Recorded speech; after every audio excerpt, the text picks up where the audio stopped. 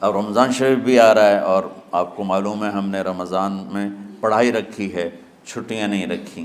جب میں نے حسنین شروع کیا 1999 میں، تو اللہ نے میرے دل میں یہ بات ڈالی کہ رمضان تو علم کا مہینہ ہے، انا انزلناہ فی لیلۃ القدر، اور چاروں آسمانی کتابیں رمضان میں اور سارے صحیفے رمضان میں۔ اپنے اللہ کو کیا پسند تھا اس مہینے کا۔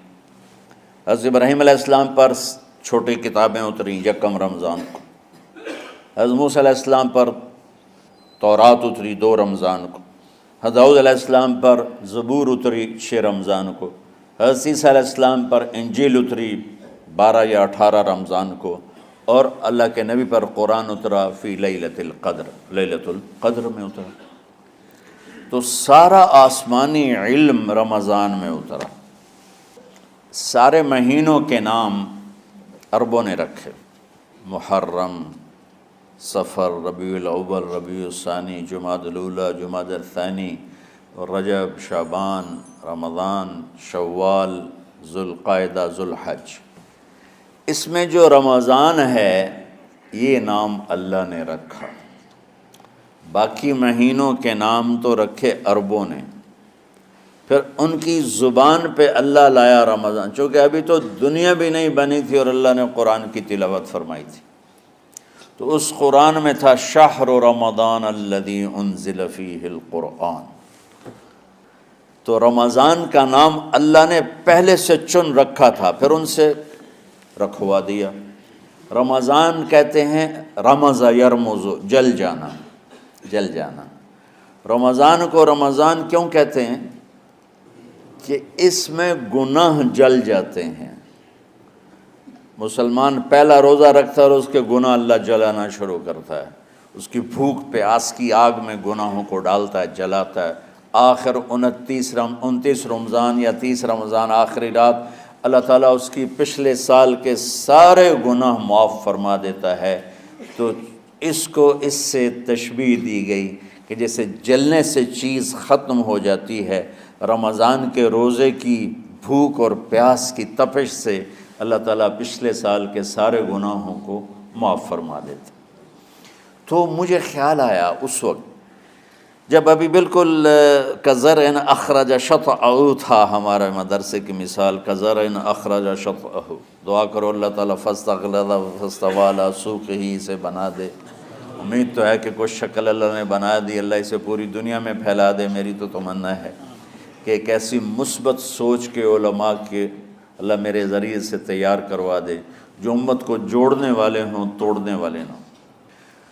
تو اللہ تعالیٰ آپ کو مثبت بنائے۔ رمضان میں چونکہ سارا علم اترا تو مجھے خیال آیا کہ ہمیں رمضان میں چھٹی کرنا تو ایک ایسی عادت ہے، کوئی سنت تو ہے نہیں، تو مجھے رمضان میں پڑھائی کروانی چاہیے، چاہے تھوڑی ہوگی، روزے کی بھوک بھی ستائے گی اور رات کے جاگنے کی وجہ سے نیند بھی ستائے گی، لیکن اس میں ایک لفظ سینکڑوں لفظوں پہ بھاری ہوگا غیر رمضان۔ تو میں کراچی گیا اور مفتی تقی صاحب دامت برکاتہم سے سب سے پہلے جا کے مشورہ کیا کہ حضرت میں چاہتا ہوں کہ رمضان میں چھٹی نہ ہو، پڑھائی ہو۔ اس وقت رمضان سردیوں میں تھا، تو وہ بڑے خوش ہوئے، کہنے لگے یہ تو بہت اچھی بات ہے۔ وہ تو اتنے بڑے ہاتھی کے پاؤں میں سب کا پاؤں، اتنی بڑی ہستی نے، وہ صرف پاکستان کا سرمایہ نہیں پوری امت کا سرمایہ ہے۔ تو ان کی اس بولنے نے مجھے ہمت دے دی۔ تو پھر میں نے یہاں آ کر تو ہم نے رمضان میں سبق شروع، اس وقت ذرا میری ہمت تھی تو میں رات کو پڑھاتا بھی تھا، بیان بھی کرتا تھا۔ تو ہم نے رمضان میں شروع کی کہ یہ رحمتوں کا مہینہ، ہر چیز کی برکت کا مہینہ، ہر شے کی اللہ کی طرف سے فراوانی اس میں ہے، علم کی بھی، ہدایت کی بھی، رزق کی بھی۔ غریب سے غریب آدمی بھی سموسے بنا کے بیٹھا ہوتا ہے، پکوڑے بنا کے بیٹھا ہوتا ہے، اور دسترخوان پہ ایک کی بجائے 3 چیزیں پڑی ہوتی ہیں۔ چاہے رمضان کے بعد سب کے پیٹ خراب ہوں، ایک باری تو کھانے دی تباہی پھیر دیں، روزے کا مقصد ہی فوت ہو جاتا ہے۔ روزہ تو ہوتا ہے بھوک کے لیے، پر وہ اتنا کھاتے ہیں کہ سحری کا کھانا افطاری تک ہضم نہیں ہوتا، اور افطاری کا کھانا سحری تک ہضم نہیں ہوتا، پر ہے نا تن کا ہی کھاونا ہے۔ کہتا بھوک نہ لگے، بھوک نہ لگے۔ وہ بھوک لگنے کے لیے تو روزہ ہے۔ ایک تو یہ جسم کو صاف کرتا ہے، دوسرا غریبوں کی غربت کا احساس پیدا کرتا ہے کہ جو بھوک تو آج برداشت کرتا ہے، غریب روزانہ یہ بھوک برداشت کرتا ہے۔ تو اللہ کے غریب بندوں کی خدمت کر، ان تک اپنے مال پہنچا، اپنا اللہ نے دیا ہے تو ان کو بھی اس میں شریک کر، قبر میں لے جائے گا۔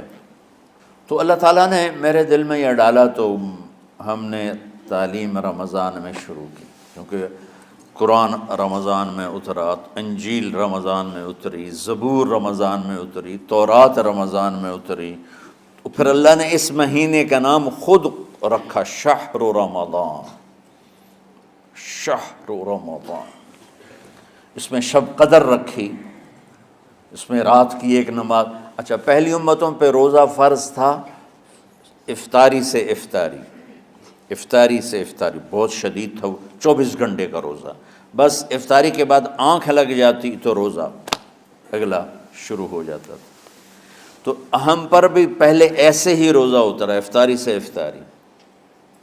تو ابن سرمہ رضی اللہ تعالی عنہ اونٹ چرانے والے تھے، وہ شام کو لوٹے تو بیوی سے پوچھا کوئی افطاری کا سامان ہے؟ تو انہوں نے کہا ہے تو نہیں، میں کہیں سے لے آتی ہوں۔ وہ گئیں افطاری کا کوئی سامان لینے، ان کو تھوڑی دیر ہو گئی اور ان کی آنکھ لگ گئی، تھکے ہوئے تھے، سورج ڈوب گیا۔ جب وہ آئیں تو ان کا ہائے سرمہ تو ہلاک ہو گیا۔ کہ کیا ہوا؟ کہ اگلا روزہ شروع ہو گیا کیونکہ تیری آنکھ لگ گئی۔ تو انہوں نے کہا چلو کوئی بات نہیں، لیکن ظہر کے وقت بے ہوش ہو گئے۔ ایک روایت میں آتا ہے نماز پڑھنے آئے اور گر گئے، اور ایک میں آتا ہے گھر میں بے ہوش ہوئے۔ تو جو بھی صورتحال تھی اللہ کے نبی کو پتہ چلا۔ کیا ہوا سرمہ کو؟ کہا جی وہ افطاری کر نہیں سکے تو روزہ شروع ہو گیا تو بے ہوش ہو گئے۔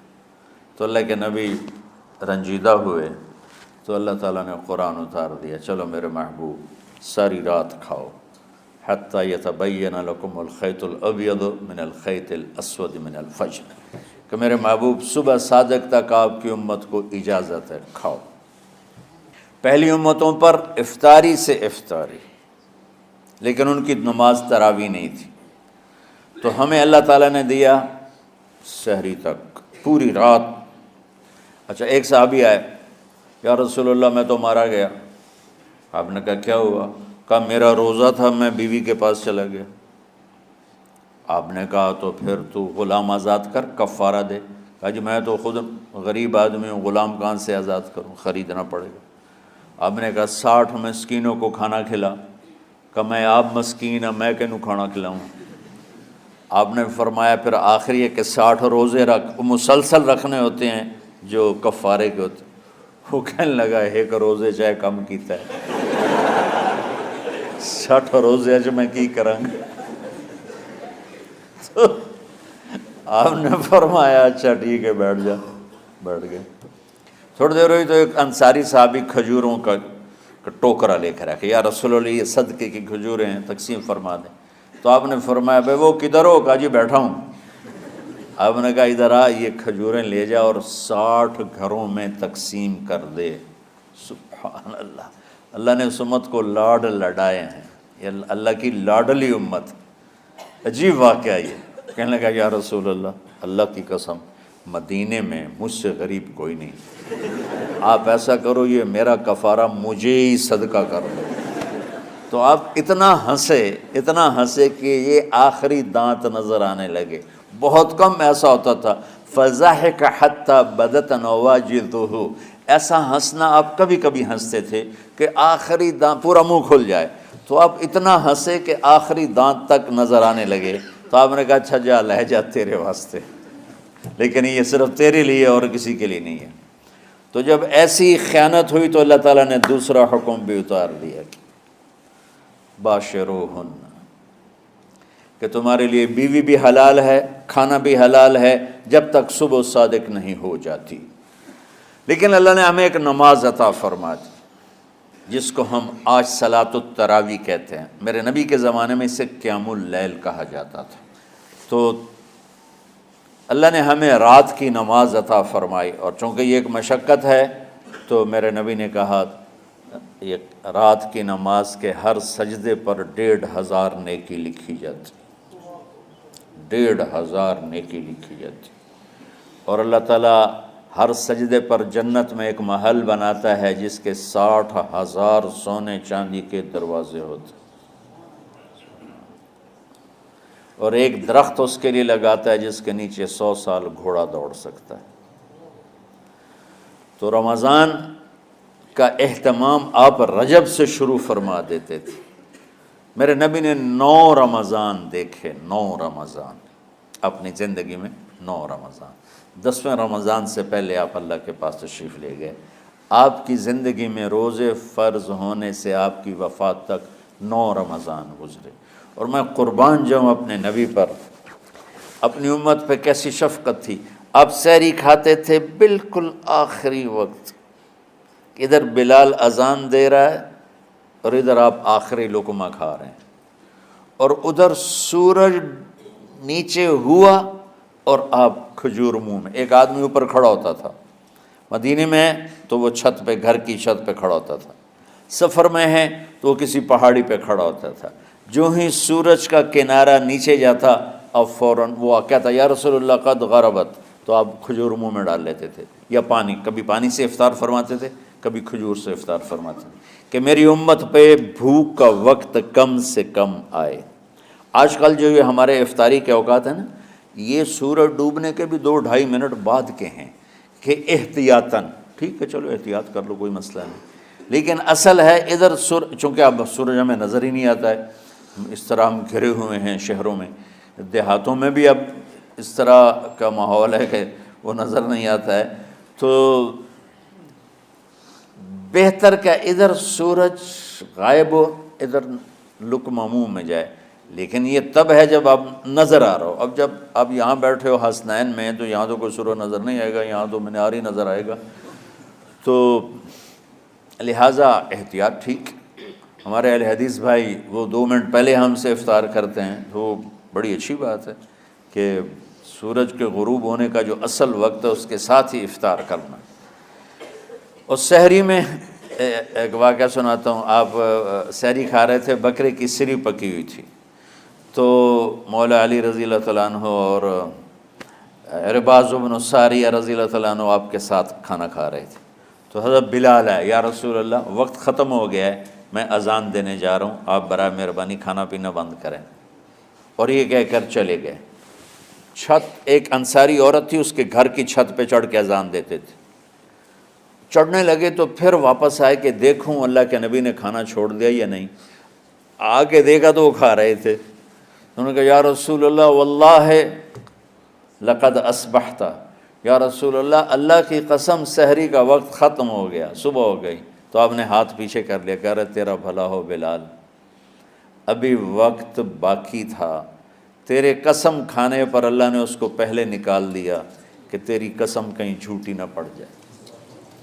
تو حضرت علی نے فرمایا کہ اگر بلال قسم نہ کھاتے تو جب تک میرے نبی کھاتے رہتے صبح صادق نہیں ہونی تھی، تو بالکل آخری وقت میں آپ کھاتے تھے تاکہ کم سے کم وقت امت پہ بھوک کا آئے۔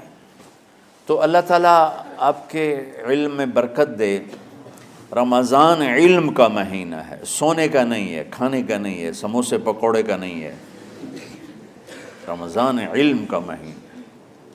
شب قدر اس میں ہے، اللہ کا عرش پہلے آسمانوں پر ہے، سارا دن ساری رات اللہ کے اعلان ہو رہے ہیں، کوئی بخشش چاہنے والا، کوئی معافی چاہنے والا، کوئی رزق چاہنے والا، کوئی ہدایت چاہنے والا، کوئی شفا چاہنے والا، اور فرشتوں کے اعلان ہو رہے ہیں، بھلائی کرنے والے آگے بڑھ، برائی کرنے والے بس کر دے۔ تو جو رحمت رمضان میں، میرے نبی نے فرمایا اگر میری امت کو پتہ چل جائے کہ رمضان کیا ہے تو یہ تمنا کریں گے کہ کاش سارا سال ہی رمضان ہوتا۔ تو بچوں، آپ خوش قسمت ہیں کہ آپ کا جو رمضان ہے وہ علم کی طلب میں ہے۔ اس میں اگر آپ سوئے بھی ہوگے نا تو آپ کو وہ اجر ملے گا جو نفلیں پڑھنے والوں کو بھی نہیں ملے گا۔ ایک شخص آیا کہ یا رسول اللہ، اب دیکھو آپ اللہ کے راستے میں ہو، آپ اللہ کے راستے میں ہو۔ ایک شخص آیا، یا رسول اللہ، کیا میں کچھ مال خرچ کر کے اللہ کے راستے میں جانے والے کا اجر لے سکتا ہوں؟ آپ نے فرمایا کتنے تیرے پاس؟ کہنے لگا جی 6000۔ اس دور میں 6000 بہت بڑی دولت تھی۔ تو آپ نے اسے فرمایا کہ تو 6000 تو کچھ کہہ رہا ہے، اور میں یہ کہہ رہا ہوں تو سارے بھی خرچ کر دے تو جو اللہ کے راستے میں سویا ہوا ہے اس کی نیند کے اجر کو بھی نہیں پا سکتا۔